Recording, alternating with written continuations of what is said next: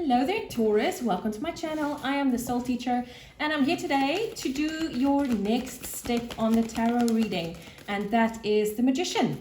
We started last week with the Fool, and if you haven't watched that yet, feel free to go back on my channel and go watch that. Also, I'm sure I will be linking it somewhere in this video. So we are doing the Magician today, and I'm very excited to see what elements will come out for you, because for basically all of the other readings that I've done so far, fire and earth came out. So this is going to be interesting to see what's coming out. Right. Let's have a talk about the Magician. The Magician has got access to all of the suits in the deck. He's got the Wands, which is fire, the Pentacles, which is earth, the Cups, which is water, and the Swords, which is air. And he has got an infinite supply of all of these energies available. He's also wearing the staff of Hermes, and Hermes is the messenger of God. Right, so the Magician has got access to all four suits of the cards of the deck, but he can decide to maybe only use one or two or three or however many he feels fit. Today we are only looking into two elements. We are looking into the element that you should focus on the most, and then we are looking into the element that you should allow to flow the most. Okay, so let's get started. The first one is, what element should you focus on the most to get your manifestations? And we have earth. It's so weird. Let me tell you this. So I'm very used to doing my readings in order of elements. I do fire, and then air, and then earth, and then water. So I've always ever done it in exactly the same order. So I'm very used to doing Taurus right after Capricorn. And right after Capricorn, when I opened the reading, I said, hello, Virgo. So I was like, okay, we're doing Virgo, not Taurus. And when I got the cards ready for the next shoot, I got the feeling that this is where it changes. So this is interesting, and now it's earth. So I think Aries was the only other sign that got earth as the focus of energy. And when this is supposed to be your focus of your energy, Taurus, it means that you have already done a lot of work on this, and now you should focus on grounding this energy into reality, because I feel it's ready to come to fruition. But you need to focus on the grounding, taking it out of the ethers and grounding it into your own reality.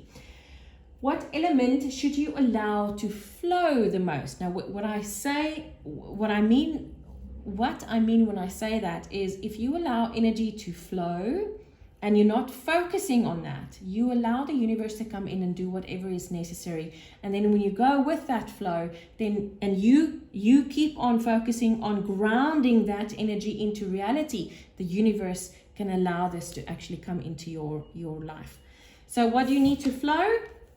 We have water. I think Aries had the same. It's so crazy. It's either fire and air or earth and water. It is insane. It's these energies are so interesting.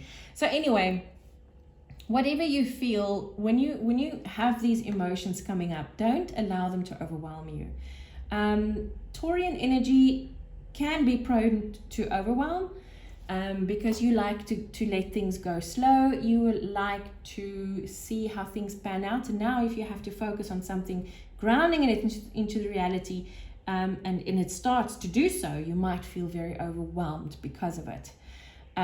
So just when these feelings of overwhelm, or maybe, oh, what is someone else going to think of me, or whatever emotion comes in for you, recognize that, feel it, see it, thank it, and release it. Just allow that energy to keep flowing. And once you do that, once these energies keep on flowing, you will create a flow that will allow clean water to come in constantly. When clean water keeps on coming and there's an inflow and an outflow, then eventually all you sit with is extremely clean, clear, sweet water. It flushes out all the toxins.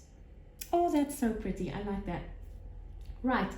Next up is what needs a bit of fixing for the magician to be at his strongest right now. And when I say that, when we are waiting for something to happen in our lives and it doesn't, it's normally because we create a block within ourselves.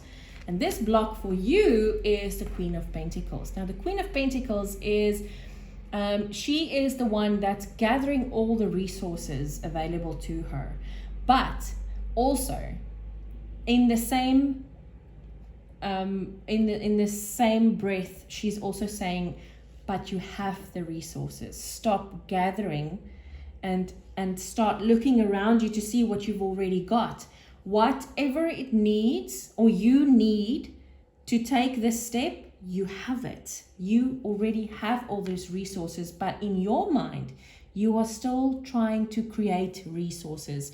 And that's why you need to step out of this energy and into just the grounding of this energy, because you have everything you need. It's just that you need to ground the energy for this to actually happen. How do you do this? Seven of Swords. Okay, so this, many people see this as the thief card of the tarot. Cheating, stealing, whatever. I prefer to see this as a card of strategy. This guy is clever. He, in a normal tarot deck, it's a guy that's stealing two swords. And it means that he's stealing two swords because he's leveling the playing field. He's got a strategic plan. He knows what he's doing, and he is trying to safeguard his future, basically. So in this case, you are strategizing for your future. And I think that is something that's really, really cool. Sorry, guys, just hold on a second for me. Sorry, Taurus, I just had to tend to something. The next one is guidance. No, I'm sorry. What is your manifestation superpower?